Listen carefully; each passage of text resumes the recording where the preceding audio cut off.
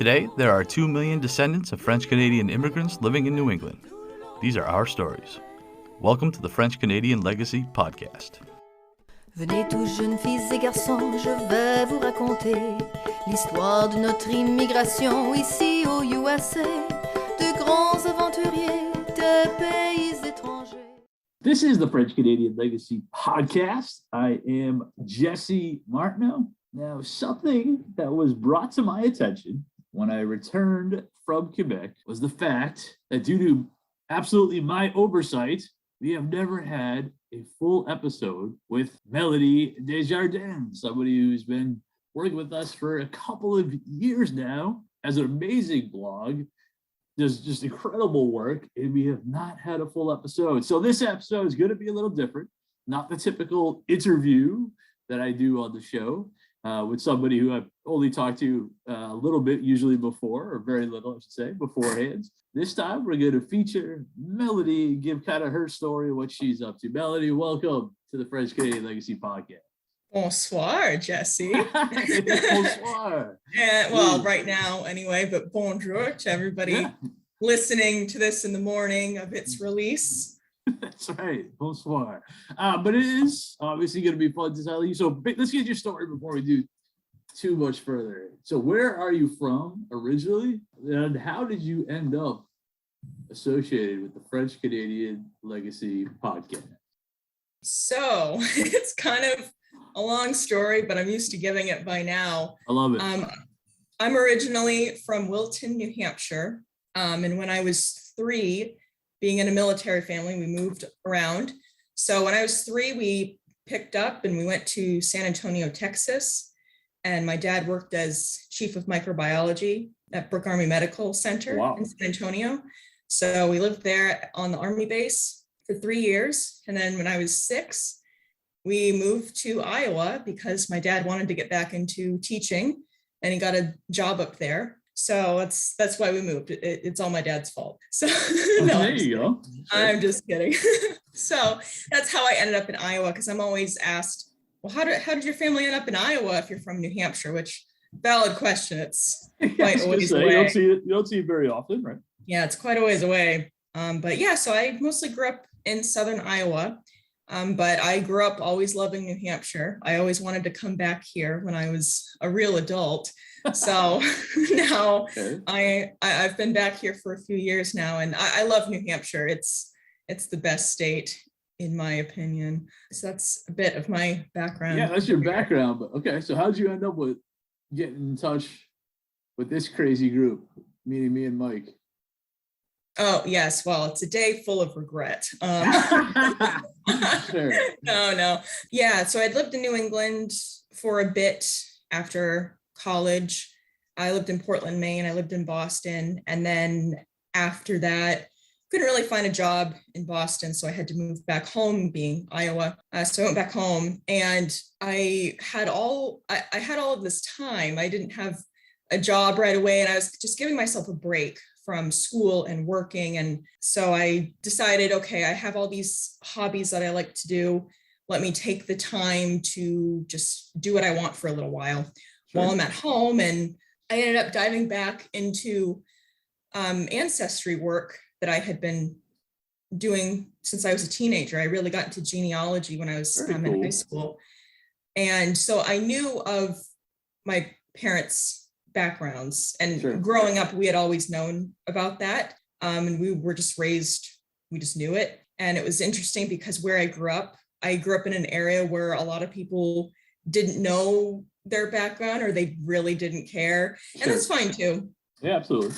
And so when I was back home, I started diving back into the ancestry stuff again. So that really got me jump started on getting into Franco-American things and looking into my other background.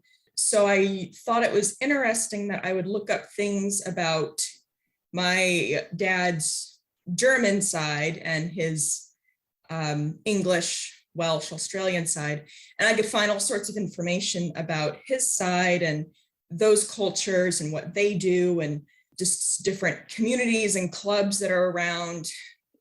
German American clubs, stuff like that. Sure. And so when I would look for the Franco-American version of that stuff, I couldn't find anything. And I thought that was really weird. So I tried searching around. And when I was a teenager too, I was always going on the internet trying to find anything Franco-American. I could barely find anything. And Sure. Nothing had changed even a few years back when I was at home. So I kept giving up, and then I would get it inspired and I would start searching again, and then I couldn't really find much. I could mostly just find these blogs that were obviously abandoned, that had very limited information, walls of text, so it was hard to read. Some of them would have this bright background and the text would be so small. And yes, that's how I found myself back into trying to find this Franco-American stuff. Sure. Growing up, when you hear you're of French heritage, you automatically think France. Right. Yeah. So when I was 12, I had to do this family tree project. And if we knew our heritage, we could talk about that too. Sure. And I knew that my dad's side was German and my grandmother was from Australia. And on my mom's side, I knew that they were French, but I was looking for a little more information about that. So I asked her specifically, what are we? Like, how would I say that we're just a French heritage and that's it? And she said, well, we're Franco-American, which means that we're descendants of French Canadians who came down to the US. Sure. And so I was like, oh, okay, that's really interesting. And I looked that up, and that was the first time I'd ever heard Franco-American. And from then on, that's, I would search online, Franco-American, and sure. Not a whole lot would come up. So back to how I found French Canadian Legacy podcast. Right. The highlight of the story. Yes, the highlight of this rambling story. The highlight of the story, yeah. So living at home, and I was looking around for more Franco-American information. And I thought, I wonder if there's any podcasts out there. And so I opened Apple Podcasts and I started looking around, and I found Maple Stars and Stripes. Gotcha. Yeah. Sandra Goodwin. And so awesome I started podcast. Absolutely. Yeah. That was the forerunner of all our. We got a few of us now, but she was first for sure. Yeah. So I started listening to her podcast. I thought, oh, I finally found something. I think I only found her because I searched French Canadian. I couldn't find anything if I typed in Franco-American, but French Canadian brought up Maple Stars and Stripes. So I started listening to her podcast, and I learned a lot that I'd never even heard of, like the Fidiwa. I never heard that before, ever. I asked my mom if she had heard of the Fidiwa, and she said no. And she grew up very immersed in French Canadian, Franco-American culture in Nashua. She was kind of in what she would consider a little Canada in Nashua, and she had never even heard of the Fidiwa. Oh, wow, cool. And so I started listening to this podcast. I listened to, I don't even know how many episodes, but I learned a lot from it. And then I thought, okay, I wonder if there's anything else like this out there. I wonder, is there another podcast or a show or anything? And my mom had told me, well, I remember that there's a Franco-American Center in Manchester. So maybe look them up and see if they have anything. So I found them on Facebook. Then I scrolled down, and I had seen that the Franco-American Center shared the French Canadian Legacy podcast in a post. And I thought, well, here we go. Interesting. Here's another one. So I started listening to French Canadian Legacy podcast. I don't know how many episodes you had out, but maybe like 4 or 5 episodes. Yeah, right. It was still fairly early on. Yeah, it was still early on. And so I thought, oh, awesome. I started listening. I really liked it.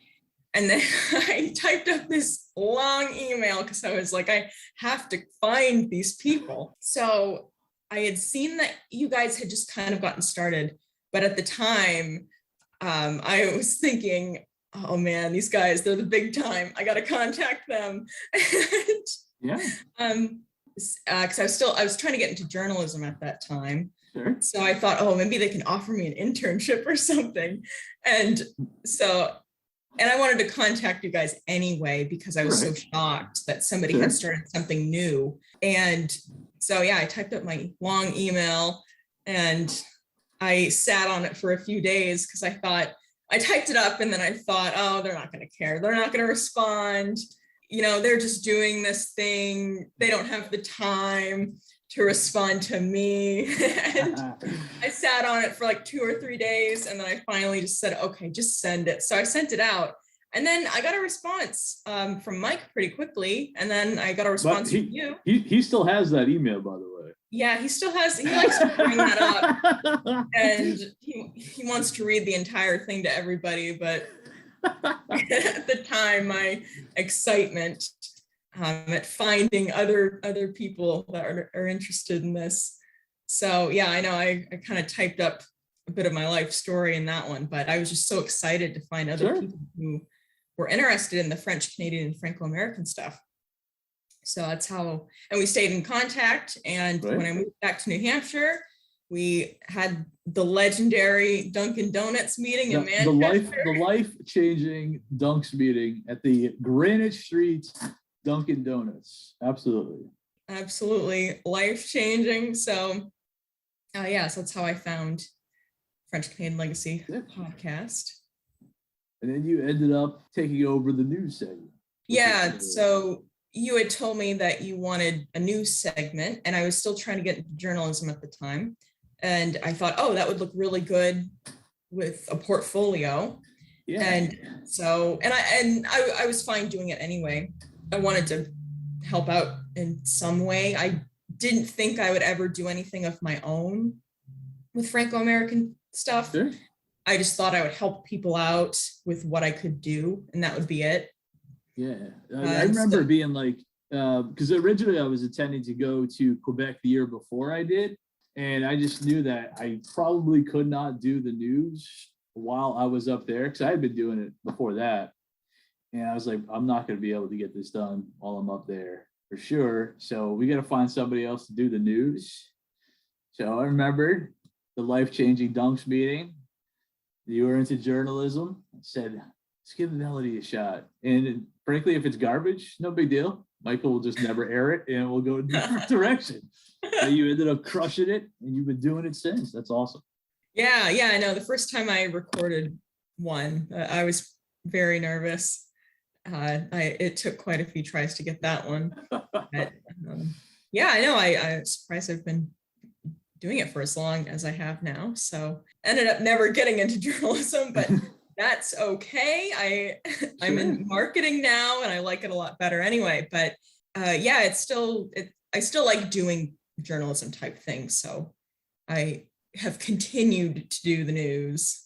There you go. And you continue to do tons of writing as well. So did you start your podcast first, or did you start doing work for the podcast that Tim has going? Another podcast, the blog, the site, the website, excuse me, my French Canadian family. Which came first? Because I know you did a bunch of stuff with them too. Oh yeah, which did come first? Oh, so it was around the same time? Is that what? Yeah. Probably around the same time. I remember I started doing the French Canadian news segment in January 2020. Right, because I was supposed to be leaving that year, right? Yeah. And I believe it was a few months later, I wrote something for my French Canadian family. Very cool. Tim and Luke's site. Super interesting, right? Yeah. And I remember you got a lot, was the Lewis and Clark post. I remember it got a lot of run and a lot of chat. That was very cool. How did that come about? Yeah, so Timothy Bullier messaged me and he said, I really like what you're doing with the Franco-American Center, because I'd written a few blog posts for them. And he said, check out my blog. Would you write something for it? And I said, yeah, sure. So he gave me this idea that he wanted to do with the French Canadians in the time of Lewis and Clark. And I had never heard this story. I never could even imagine that there were French Canadians all throughout the US at that time. Yeah, like where you grew up? Yeah, I never even came to my mind. So it was a very interesting project. I really read up on that history. He had sent me some articles. And when I first wrote it up, it was just a rehashing of it. And I thought, this is so boring. And so I typed a message to him and I said, can you help me with this? I don't really know what you're expecting out of this. And he said, make it just funny, relaxed, chill. And I said, okay. So I redid it and it became the article that it is now. Added some comedy to that. Yeah. It was really fun to write. And then later I did a Fidiwa article for him that a lot of people didn't know was satire. And that title was clearly satire. Yes. And we could definitely post those with the links to this episode for sure. Because I thought that, especially the one that kind of put you on the map for a lot of people with that Lewis and Clark, was hilarious. I thought it was one of the funnier things. I remember telling Mike, I'm like, we got plenty of people who are doing like the history stuff, right? We got people, serious historians with very, very interesting blog. Obviously the stuff Patrick Lacroix does is amazing. We have that, but now it was a very new, very fresh voice coming from a completely different perspective, who happened to write hilarious stuff. So it was awesome. It was very, very cool to see that. So that was awesome. You still gonna do stuff with them? Yeah, so I've been wanting to write something for my French Canadian family again. It's just, I didn't have any ideas, and life just gets busy. And I just had a very chaotic move this fall, but I'm getting back out there. I love writing those comedic things. I used to be a big time reader of cracked.com in college. Before Netflix had binge watch streaming, I was binge reading cracked.com. Awesome. And I would just go article after article. And my favorite ones actually were the history ones. And I would just spend hours reading those because they were fun to read. You learned something. And they were just hilarious. And so that's where that inspiration came from. But yeah, it's a fun style to write in when I need a break from something more serious or something where I have to do a ton of research. It's nice to just fall back and just write something that's comedic. Yeah, it's very cool from the reader's perspective. Like I said, we have the stuff Patrick's doing, which is great. James Miles always done amazing stuff. David Vermette had a blog going. That was one of the first things I saw that got me involved.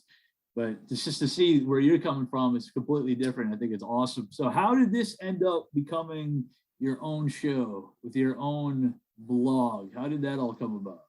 So when I was living at home, I know this timeline must be so confusing to people listening. I'm so sorry. There's just a lot of moving around. But when I was still living at home, this was 2017 to early 2019.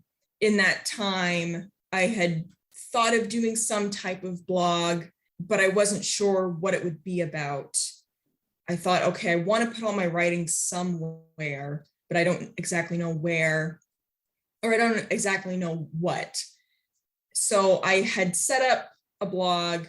I had wanted to start a blog about New Hampshire when I moved back here. And so when the day came that I moved back up to New Hampshire in summer 2019, packed up my car, drove back up here. That's a heck of a drive. Oh yeah, but it was fun. It was a great adventure. By yourself? Yeah, I went solo. Yep, great solo adventure. How many stops? I don't remember. I took my time. I took my sweet time. So you spent quite a few nights. Yeah, on the road. It probably took me 3 nights. Gotcha. When I did get back to New Hampshire, I was thinking about this blog that I was going to do about New Hampshire. And then as I got a job together, I found an apartment and I started getting a little bit more involved with the Franco-American stuff with you and Mike and Timothy Boyer, and kind of you guys introduced me to more people. And so I was writing for the Franco-American Center. I started thinking, I wonder if I could do my own thing with the Franco-American realm. Sure. And so I started thinking, maybe I'll do a blog, maybe not, I don't know. And I just started to think, maybe I would be more interested in writing about Franco-American topics rather than things about New Hampshire, just getting more involved in the Franco-American things. Sure. So I remember I had started thinking up, well, what am I going to call it? You can't just have a blog without a name. So I started jotting down anything I could think of. I was trying to think of something punny. everything I Do came you have up any with. examples? We need some examples of names that you chose not to accept. No, I think no, that would I make for an don't. awesome bonus question if you could just give us a couple of names that you had written down on that piece of paper, your punny French names. I should have kept that piece of paper. I don't know where Yeah, I don't know where it went. It had all of the names that I had thought of, and I only remember one of them, but I'm not saying it. Please. It's absolute cringe. No, It's gonna be great. it's just the it's highlight of the stupid, podcast. honey. That's It's not good. That's why you should tell us. But I could not think of a name for a while, and I was looking up all sorts of different words in French and trying to make something of it. And I just began thinking, well, I want to write about present day stuff, but inspired by the past. So I thought, okay, well, words for the present include modern. And I was like, okay, modern something. And then I thought, oh, what if I did modern with an E? Yeah. And then I thought, oh, well, Francos is a nice little nickname for Franco-Americans. So I thought, oh, Modern Francos. And Modern Francos was born. Light bulb went off. That was my name at that moment. I wrote that down on that piece of paper and I said, that's the name. And it took me a few more months to really get the blog going because I didn't know what I was doing. So I took an online class that helped me with WordPress. I was actually using a different... Yeah, your website's amazing. I know I've been, Thank you. Mike, I've been talking about, I have this conversation because I don't know anything whatsoever about doing a web page or anything technical, but I remember going to Mike and be like, yeah, we got to somehow find a way to make our stuff look more like Melodies because your stuff's awesome. Thank you. So yeah, I took an online WordPress course. So that's how I got my blog going. And I wrote a few really short articles just to get started. And then I remember I shared it with you and Tim Bullier, and you both were excited about it. And then November of 2020, I finally launched it. I wasn't sure if a lot of people would like it or not. Sure. But no, it's gotten really good reception. So I'm really happy about that. Yeah, I mean, it's awesome. But how did you become Melody Desjardins? Why did you, first of all, choose to become, and when did that happen? Yeah, so obviously, if you know me, you know that my name is not actually Desjardins. It's Keilig. It's a German name, a strong German name. And so that comes back from my dad's side in Wilton.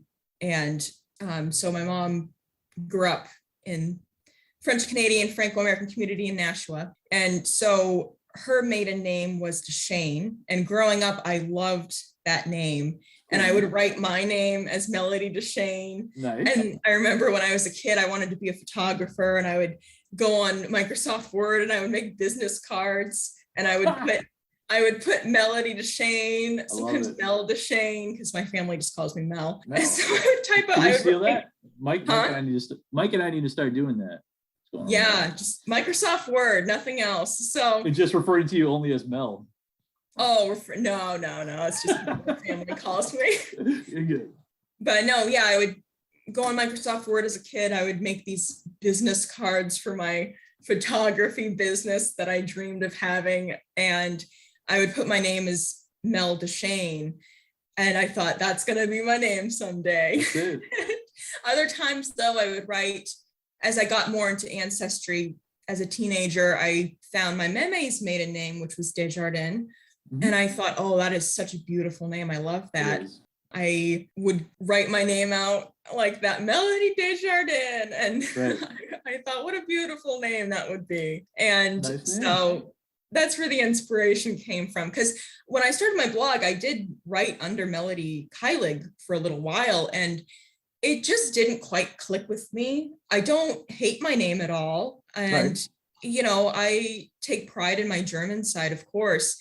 But there was just something about Keilig, it just didn't quite mesh with Franco-American topics, in my opinion. And of course, you don't have to have a French-Canadian surname to be Franco-American or to do this.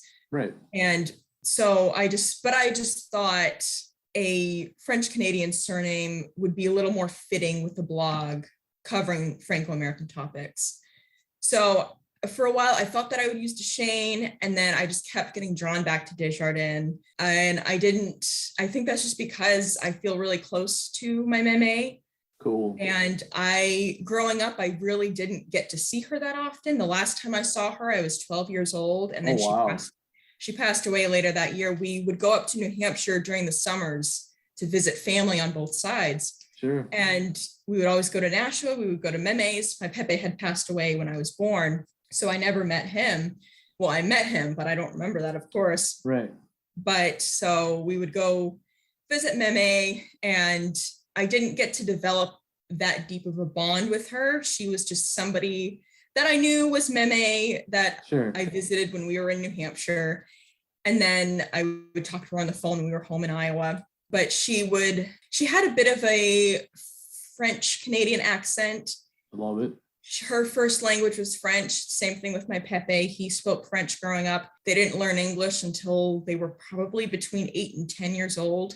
They learned it in school. Sure. At home, they were always speaking French. So they each had a bit of an accent. And I always remember thinking my meme talked a little bit differently than people I knew in Iowa. Sure. And in my mind, I knew it was because she spoke French growing up, but I don't know. It was just completely normal for me. It just seemed very American, and I didn't think anything of it. And I remember that was when I was about 11 or 12, I tried gratin. Nice. And I had never heard of it before that. And I remember she had this old Tupperware, this gray paste in it. And she said, "Oh, do you want to try this?" And I said, "What is that?" What is that? Yeah. And she said, "Oh, it's gratin."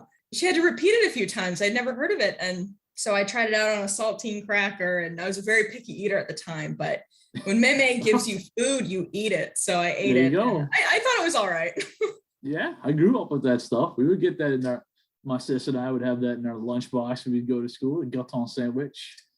Which is funny because I don't know how you had it, but for us, it was always with just plain yellow mustard. You get your gratin, you get your plain yellow mustard. And otherwise, on everything else in the entire world, I get like Dijon mustard or my super spicy mustard or grain mustard, whatever. But with a gratin, it always has to be just plain, boring yellow mustard. Pretty awesome. Actually, you spoke with Matt Provencher. I don't even know if it was made it to the podcast, but we definitely talked about that with Matt Provencher. How same thing with him. He just saw the chef who's won the back-to-back Food Sim Fest. Same thing with him. He just always has it with plain yellow mustard, which I think is funny. I didn't have it enough. I just had it plain. Sure. Right. But my meme mentioned, oh, you can have it on toast with mustard, just plain mustard. And some of my family on the Franco-American side, they eat it the same way. That's on awesome. Crackers or toast with plain mustard. I love so that was definitely a tradition on the Franco-American side. Growing up, I just didn't get to experience that much. My mom didn't make French Canadian foods because she found them too heavy, and my dad didn't really like them. So we grew up on a very standard American diet. Gotcha. Well, where do you get your ideas for the posts you make? So I get inspired by my family's Franco-American history, but also just bits of Franco-American history in general. Sure. So I try to connect that history with something that we can learn today. And so I go back and I find things to make those connections with us, like the one I had written about the mill girls and the working mothers. Which I really found appreciated. Yeah, I had found out that my meme worked in a cotton mill in Nashua, and I never knew that before. Yeah. Her and one of her sisters had worked there. How old was she when she started? Oh, I really don't know, but I know that, as I said in the post, I know that she left school at 14. Yeah, that's probably around the same time. Yeah, my grandmother did. My grandmother finished 8th grade and then went straight to the mills. Yeah, so my meme left school, had to take care of her siblings because she was, she had 6 siblings. So and I believe she was one of the oldest. So she's one of the oldest. So she had to take care of them. And then when she was in the mills, probably in her 20s, maybe. I don't exactly know too much about that, unfortunately. My Franco-American side, for some reason, Meme and Pepe didn't really keep records of a lot of things that they did. They probably just thought it wasn't that important, so they didn't take down a lot of information that would have been helpful for me now, but that's okay. No, but that was a very, very, very cool post. Thank you. Yeah, so I take inspiration from certain figures of the past or a story that I can connect to today, something with my meme, which is another reason why I chose her maiden name to use for my blog. Okay. Now, I want to ask, because you've done a couple of different posts dealing with fashion. You got more than one dealing with something. Where did this idea come from? What gets you super hyped to want to tell the Franco fashion story? Growing up in my research, I could easily find German American festivals, Oktoberfest. They would always be decked out in these amazing costumes or traditional clothing. And I always thought that was so interesting. In Iowa, there's a small city called Pella, and it's a very Dutch city. The Dutch immigrants founded the town. And to this day, they still celebrate their Dutch heritage. And they all get decked out in the costumes, the dancing. The children of that city actually learn dancing in public school.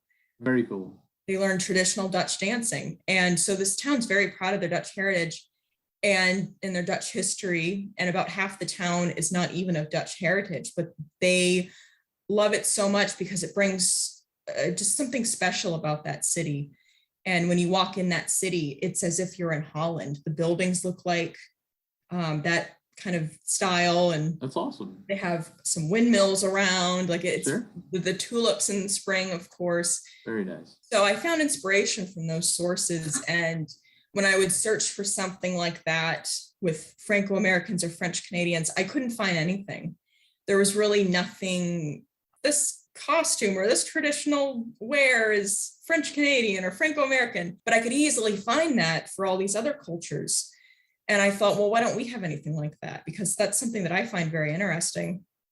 And I'm just a more artistic, creative person. So I was trying to think of a way to bring that to our community. And there already is a traditional dress and costumes of French Canadians. You just have to go back in history and search a bit. But yeah, you can find, especially the winter stuff. The winter stuff is what we're good at. There you go. Makes sense. We're all the way up north here, and we're always freezing cold. So I found quite a bit of information on that, on the winter wear. So wanted to write about that because I hadn't seen anybody else writing about that. Yeah, that's what makes the blog awesome. You have to write about a bunch of stuff nobody else is talking about. Now, if I wanted to, say me, Mike, Tim, we wanted to get together, have a party, all wear traditional dress. Is there a place like, can we even buy it? Well, I think with the post my latest post about the winter. Well, we can talk about the latest post for sure. Yeah, the winter festivals. I mean, when I created my own costumes for that, that's just stuff that I had in my closet. Right, you did like a little fashion show. I did. Just pictures of yourself. I noticed you didn't ask me or Mike to do any posing for you, but that's cool. Maybe next time. Well, I mean, I'm not going into my closet unless you want pictures of, oh, this is Jesse in a black hoodie. This is Jesse in a gray hoodie. That's going to be a lot to choose from. But yeah, no, that's very, who'd you have take the pictures? Me. I did all of that. So you just set a camera? Yeah, I have a tripod. Oh, that's cool. Yeah, I mean, back in the day when I was really into photography and I had a professional camera, I had a tripod. I still have it to this day. Set up my tripod. I don't have my camera anymore. I sold it a few years ago, but I used my phone and I took the pictures, and it's in this little nice area that is right where my apartment is. So I just walked out, took some pictures, walked back in. So like you were kind of showing how you were inspired in the festival post by traditional festival clothing and how you can make that same kind of thing work with stuff you already have. Yeah, I'm big into upcycling clothing, and I know a little bit of sewing. I've made a few things myself. Just a big proponent of working with what you have, wearing what you have, and then getting rid of it when it's completely worn out. I'm not into just buying things just to buy things. I like to really get my use out of everything first.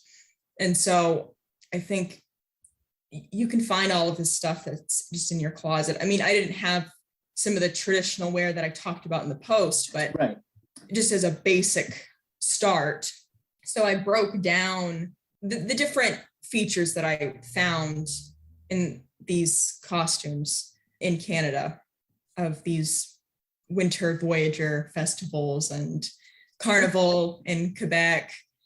And there are distinct patterns with it. So that's what I would consider traditional dress or a traditional costume, is when a cultural event has something repetitive, distinct, similar patterns, similar textures, similar materials, that kind of thing, a similar look. Mm-hmm. So that was my inspiration behind that. Yeah, I need one of those crazy long coats with a cool guy scarf belt thing. I thought that was cool. I'd never seen anything like that before. So yeah, I know. I've been trying to think of how to say that. I should have looked that up. The coats are capots, and the belts. I honestly don't put this in. I honestly don't know how to say that. Yeah. Okay. Oh, the ceinture fléchée, something Yes. like that. Ceinture fléchée. I have no idea if I'm coming anywhere close. And I spent 6 months in it. Yeah, so I didn't see anybody else writing about this stuff, and it's stuff that I just find is really interesting, is how different cultures dress and how they express themselves in that way. And I think that nowadays a lot of people are just into dressing very, very dressed down and casual, and that's completely okay. We all dress like that, but Yeah. I prefer to dress myself up when I go out. I like to look nice When you're out of the town, yeah.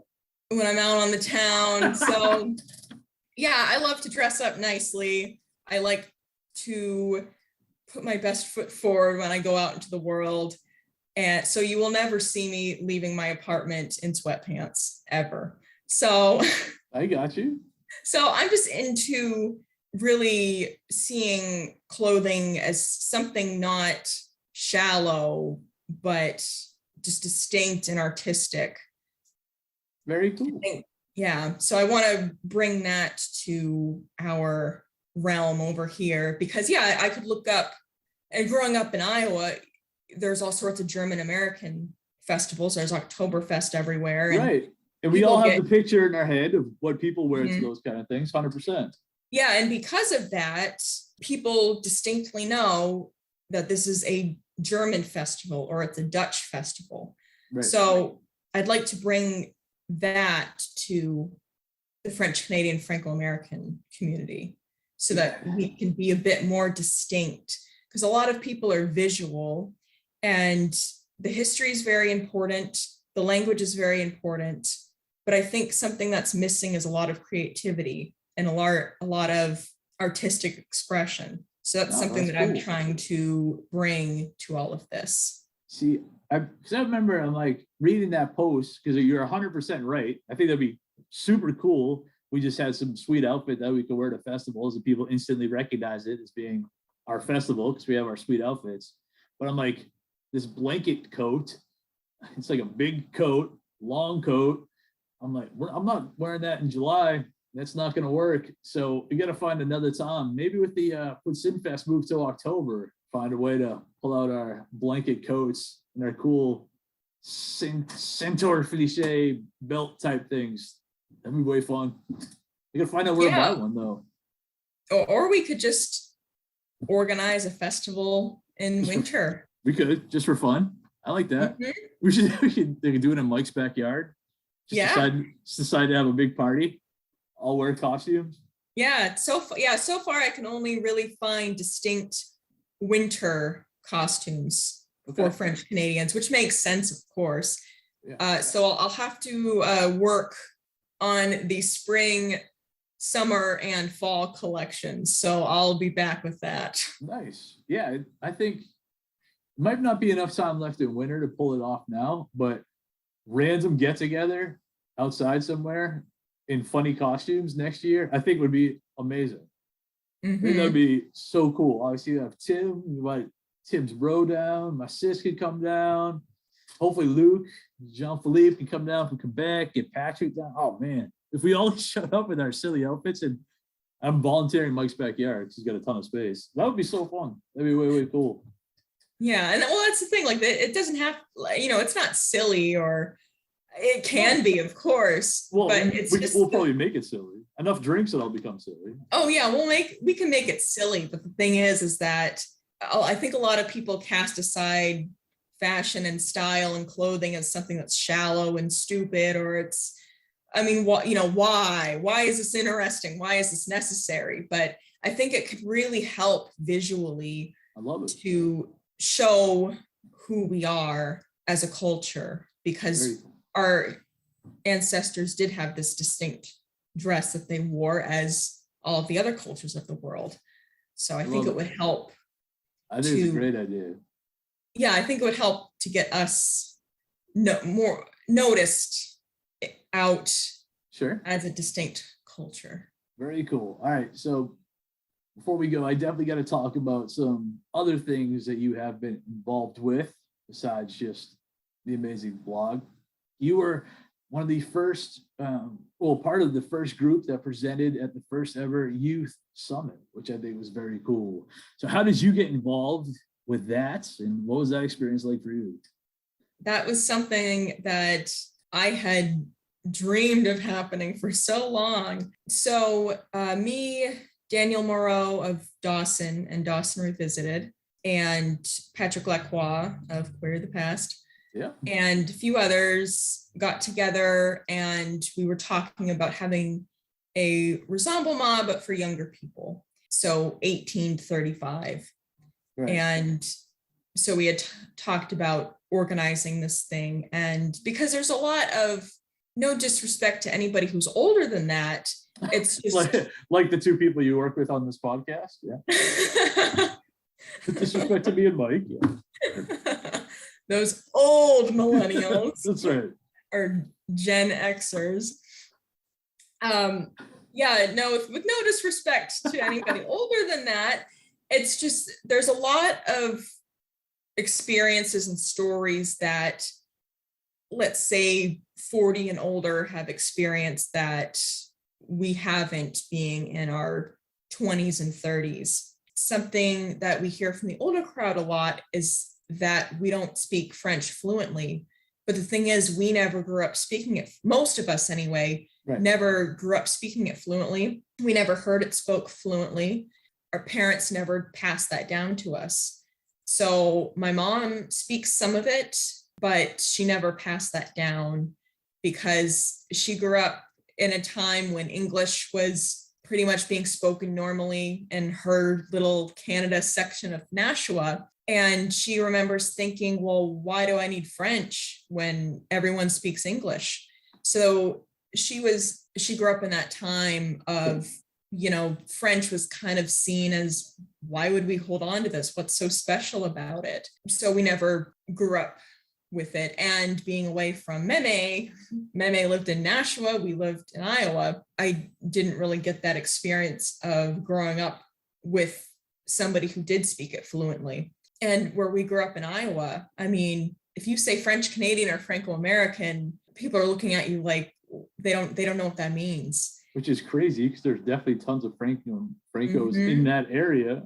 Yeah, there's plenty of cities in Iowa, like Des Moines, that are French. But a lot of people out there, they either don't know of their French background, or they just don't care, or they're just not of French. There's a lot of Dutch and Germans out there. And so that disconnect between the young and old caused us to think up of an event called the Young Franco-American Summit. And all credit goes to Daniel Moreau, Susan Panette, Lisa Desjardins Michaud, they did an amazing job pulling it off. They hosted it at Franco American Center in Orono, Maine. So they pulled all the strings. They got everything set up, and it was a great time. It was really interesting to see so many people our age, 20s and 30s, in the same room, either Franco-American or they're there because they're interested in the culture.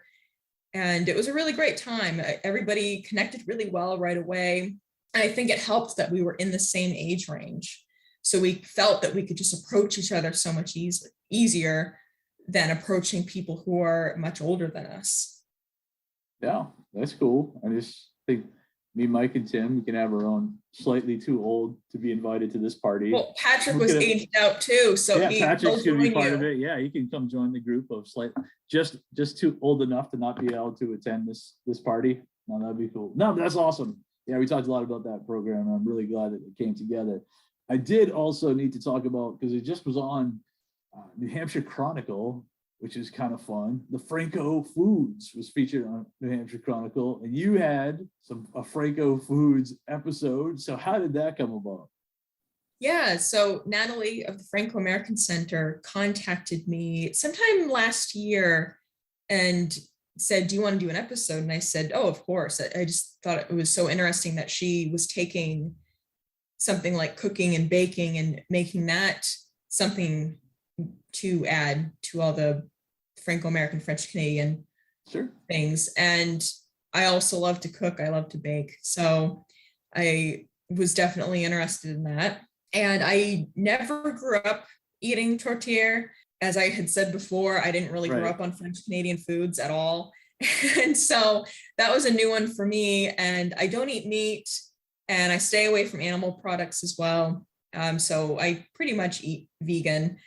And I am unfortunately gluten intolerant. So she said, I would really like to try to do recipes where we considered food allergies or just special diets. So that's why she was interested in talking with me, because, well, I eat gluten-free, and I can't imagine there's a ton of traditional Franco-American, French-Canadian gluten-free vegan options now. Yeah, so I definitely stood out a bit. So she said, why don't we try to do a tortilla? And I thought, that's great. It's a pretty simple recipe. So that would be an easy one to convert to a special diet. It is the best known, which is for sure. Yeah, of course. Very well known. Every winter we see everybody's tortilla everywhere.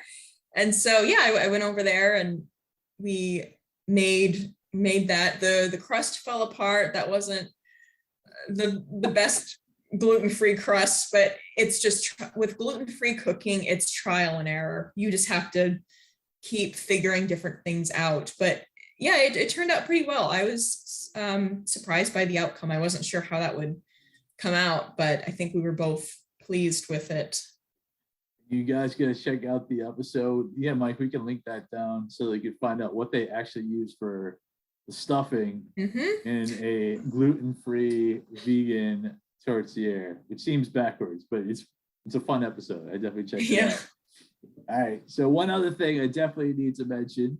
This has been cool. We've just been chatting for like an hour, which is awesome. Yeah. But one thing I want to mention is you are involved in a project that I am very, very fortunate to be involved in myself, and I'm super hyped about it. And that is the French All Around Us book, which is very, very cool. So tell how you got hooked up with that, how you wrote your chapter, and kind of what we could expect when that book comes out in March, to see what the Melody Desjardins chapter is about in that book. Yeah, so I had seen that Kathleen Stein-Smith was looking for entries for this book, well, chapters for this book. And I was interested right away in writing something. I wasn't sure quite what, but when I had read what she was looking for, some inspiration ideas, I thought, okay, let me try to think about this and write something out, because I don't speak fluent French, and I grew up a bit disconnected from the Franco-American, French-Canadian area of New England. And growing up, it took a long time for me to discover all of this, because growing up in Iowa, none of this was around me. I read like what they were looking for chapters. And I thought, all right, well, let me just tell my story of what I grew up in. And so I talked about growing up in Iowa, knowing some French words, and having kids at school asking me, what are you saying? What are you talking about? Because I would talk about my meme, thinking Right. that everybody else had a meme. I mean, They why should. wouldn't you? You should have a meme, absolutely. And I remember at school, I would say something about talking to my meme on the phone. I can't wait to visit my meme this summer in New Hampshire. And these kids would ask me, what are you talking about? And I would have adults at school asking me, what are you talking about, Melody? And I would just, my meme. Yeah. What do you mean? What am I talking about? So I would say some French words and that I thought were just completely normal and completely American and everybody knew them, but apparently not. So yeah. I wrote about that, just being a bit different in school. And I, of course, because I grew up in an area where no matter who you are, you're an American and that's it. And if you say I'm Franco-American or I'm German-American, they're thinking that you immigrated from another country. They don't get the concept of, there are people who have pride in their backgrounds. They just think of everybody as American and that's it.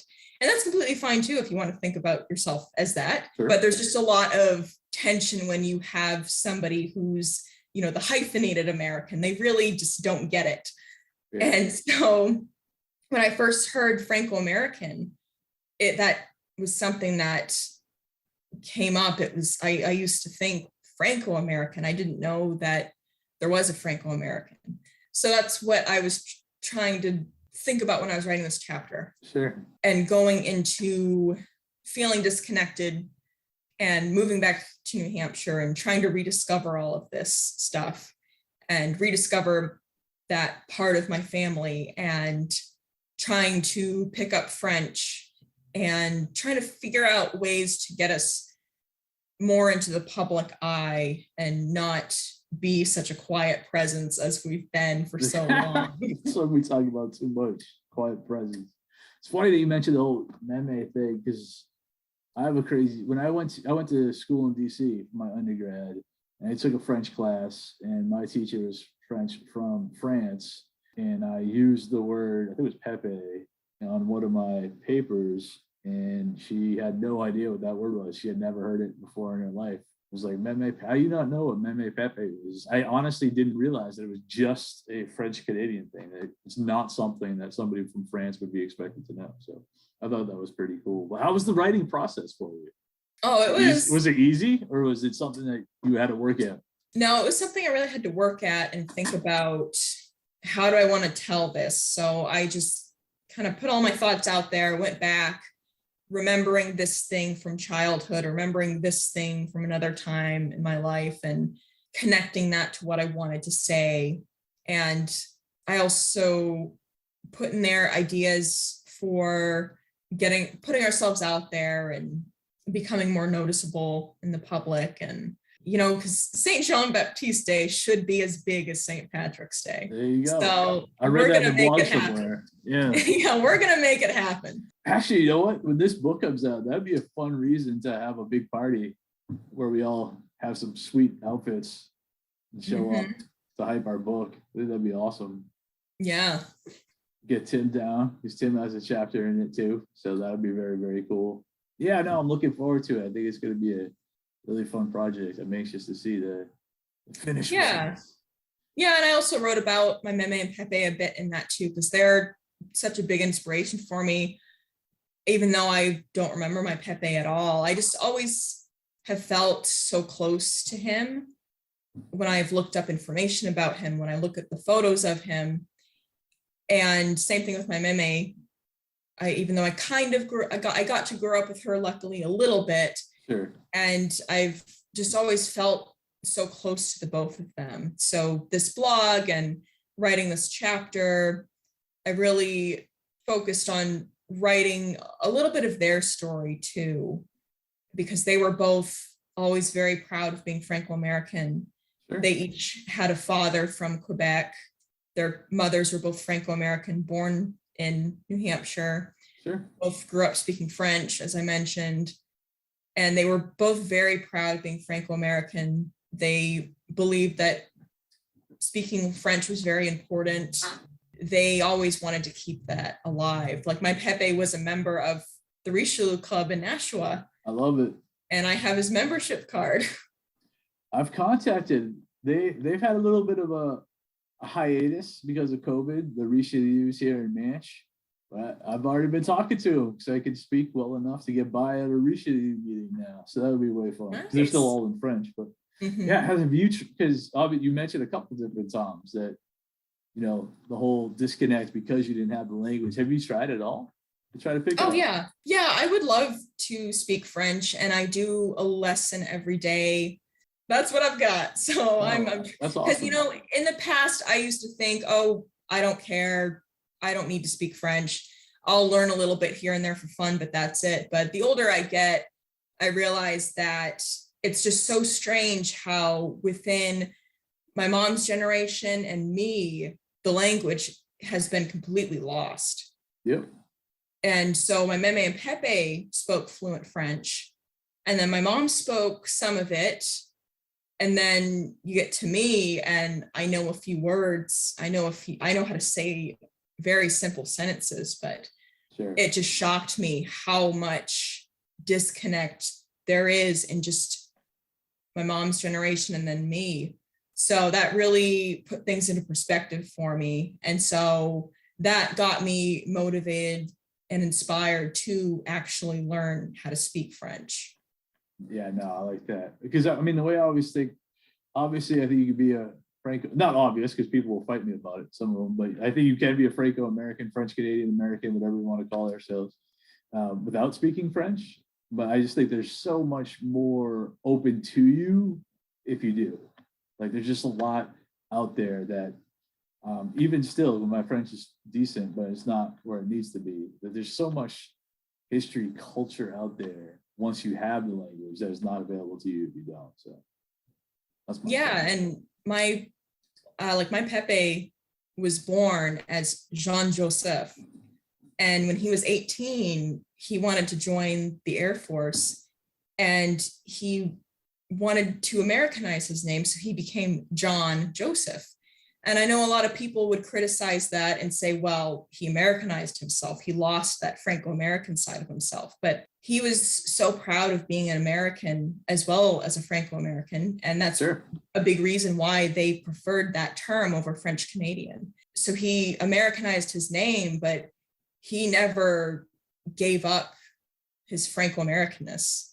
He was always somebody who was so proud of that.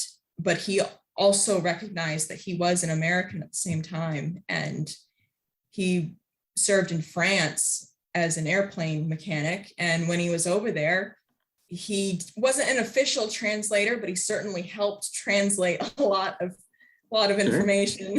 just conversations.